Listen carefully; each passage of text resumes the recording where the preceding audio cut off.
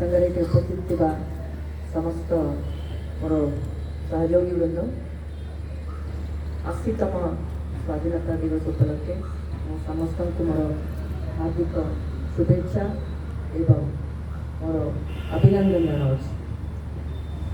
आम समस्ते आज दिन में मन पकाऊ मोर स्वाधीनता संग्रामी माने जे देशर स्वाधीनता निजक बलिदान करूँ प्रति आम आज सम्मान ज्ञापन करूँ।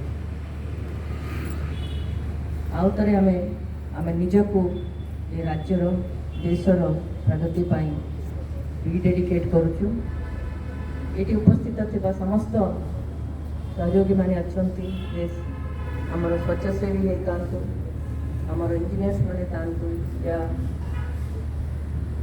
नगर उन्नयन विभाग जेकोसी कार्य सामिल होता समस्त सहयोगी माने था समस्ते देश निर्माण गोटे गोटे गोटे हाथ गोटे गोटे अंग आम समस्ते मिसिकी चेष्टा करवा आमर निजर काम रू देशर प्रगति हाथ बटाए।